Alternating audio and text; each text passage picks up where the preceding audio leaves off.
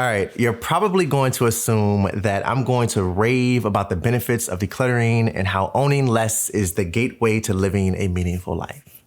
And you're not wrong, but you're wrong. All right. See, decluttering my life has helped tremendously with living a meaningful life. And I haven't shied away from talking about that. However, whenever I see the phrase meaningful life, or whenever I listen to anyone talk about it, it's usually prefixed with the ideals of decluttering, of owning less, of minimizing, and of discovering and living in alignment with your core values. And again, with complete transparency, these are things I've talked about, right? I've even encouraged you to download my core values worksheet for free off my website on numerous occasions, right? And that's because I believe in it. I believe in core values. I believe in owning less. And I wouldn't suggest that you do something that I haven't done and found success with, or that I know others have found success with as well. Now, with that said, though, I can also say that I would be doing you a disservice if I said that this is all you have to do, right? Because it's not. There's more to this journey than just writing down a list of things that are important to you and decluttering unused and unneeded items from your closet. I'm generalizing, but you get the point. See, what I'm learning and what I'm starting to pay attention to more, and really this is something that is elevating my life in terms of living a meaningful life, and that is doing meaningful work. See, the work we do has a far greater impact on how meaningful our life feels and is in comparison to how clutter-free our homes are. And let me explain why. At the end of this week, I will be turning 30. And shout out to you if your birthday is also in January. But yeah, at the end of this week, I will no longer be a 20-something-year-old. And as this next chapter in my life is quickly approaching, I've been doing a ton of reflecting and a ton of thinking and a ton of internal evaluations, if you will, right? All types of things. And while my 20s have taught me a lot, right? A whole lot. I mean, these last 10 years have been a season of growth, of learning and adjusting on every level, right? And as I stand here on the cusp of what many people consider to be a milestone in life, because there are so many people who don't even make it to see 30, right? But as I'm standing here, first off, it's a blessing, right? But secondly, I keep circling around the idea, around the thoughts, and around the importance of meaningful work. And what I mean by meaningful work is work that is rewarding in a non-monetary sense. Work that one enjoys, that brings one joy, right? Work that serves you and what's important to you. Another way to think about this, or another way to look at this, is in terms of personal value and proximal value, right? Because when you're doing meaningful work, when you're doing work that is personal, it holds personal value. And personal values are the things I just talked about, right? This is the joy, the reward, the purpose, the relevance, right? The personal side of the work you do. But at the same time, when you're doing meaningful work, it also holds proximal value. And proximal value is when the work you do creates ripples of positive impact across every area of your life. Health, family, community, all of the things that are important to you, right? I know these things, I definitely know these things are important to me, and I'm pretty confident they're important to you as well. Now, for me, I'm not talking about the work I do here on YouTube or on my podcast or anything that pertains to Ronald L Banks as you watch or listen to me or work with me, right? But what I am referring to are the things I do outside of this work in other aspects of my life, right? And as I've been reflecting and thinking about this and how important meaningful connections are, right, especially with ourselves and with others and with our calling or the work we do, I've also been thinking about how many people out there are also thinking the same thoughts I am about living a meaningful life and doing meaningful work.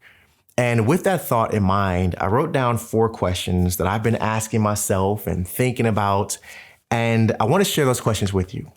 And I'm hopeful that these questions will help you as they're helping me with things like observing ourselves and others, right? And thinking deeply about life and what's important to us. So with that said, I'm going to read these 4 questions to you.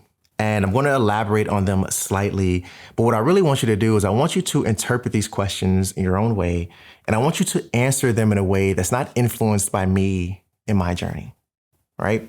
So the first question that I wrote down here is, does this work resonate with me, right? Does this work resonate with me?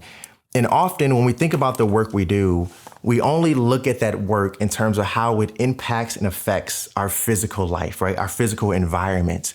But we rarely look at how it's impacting and affecting us emotionally. So when I ask this question, when I think about this question, it's really about checking in with your emotions, checking in with your feelings, right? So does this work feed my mind? Does this work feed my heart? Does it feed my body, right?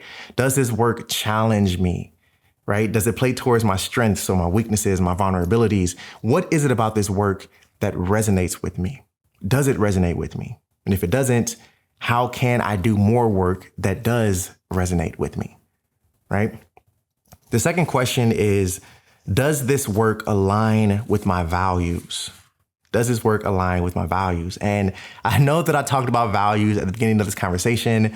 I mentioned how there's more to this journey than just writing down a list of things that are important to you. And that's true, right? There's more to this journey than just your values and just decluttering. But your values are important. They're really important, right? And as an example, let's say your core value, one of your values in life is family, right? This is one of my core values. I value family. I'm a new dad. I have a young son who's growing very quickly. I'm a husband. I have a wife. I value my family. I value quality time with my family.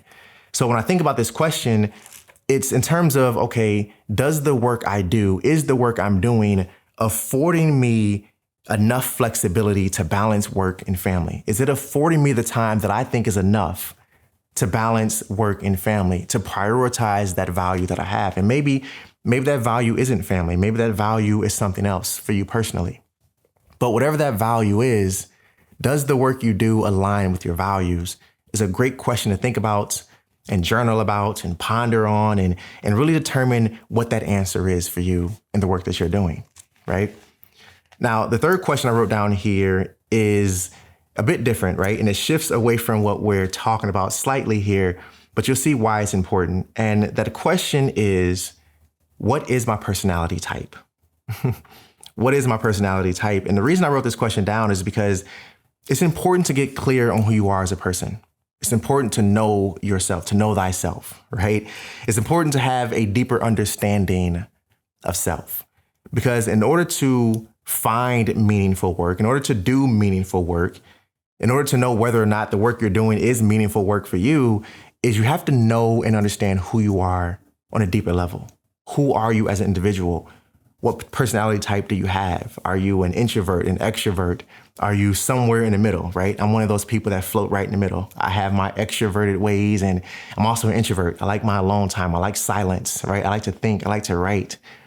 But what is it about you? What is your personality type? And is the work you're doing in alignment with who you are as a person, right? Now, the fourth question that I wrote down here is, what do I do in the meantime? What do I do in the meantime? See, sometimes we know where we want to go, right? We know the career path we want to progress in. We know the goals we have for our business. We know the work we do, the work we want to do. We know what the meaningful work is that we're doing, right? And we know the path we want to take, but it's kind of hard for us to see how to get to where we want to go, right? We know where we are right now in this chapter of our life.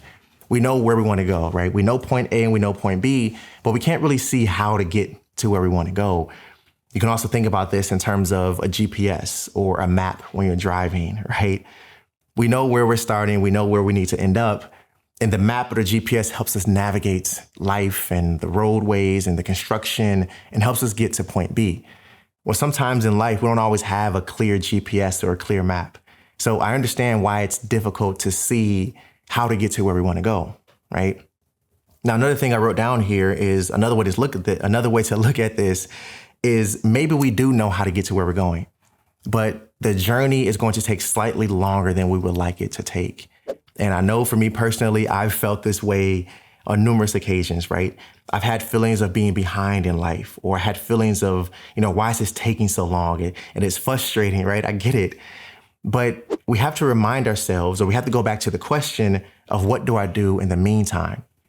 What can I do right now in this season of my life that will serve me, that will bring me joy, that I will enjoy, that can be meaningful work for me right now as I work towards the meaningful work I want later in my life, as I work towards that goal, as I work towards that thing I really want, as I figure out how to navigate life and obstacles and hurdles that I may face, as I figure out how to navigate that, what am I doing in the meantime? What meaningful work am I doing right now that is still serving me, that is still bringing me joy, that I do enjoy, right? Just some things to think about. Now, I really hope this conversation, friend, I really hope this conversation inspired you and got you thinking deeply, right? And if it did, let me know down in the comments. But I want to leave you with a quick reminder here. And that reminder is to keep me, M-E, in meaningful work, right? Keep me in meaningful work. And I say that because someone reminded me of something the other day. And this particular person told me to be unapologetically myself. To be unapologetically myself. And the irony of that is that I'm constantly telling you, the viewer, the listener of my content, to always stay true to yourself. At the end of all of my videos, at the end of every conversation I have, I always remind you to stay true to yourself, to be your authentic self, right? So to have someone essentially flip the script on me and tell me what I've been telling you for years now was a nice reminder.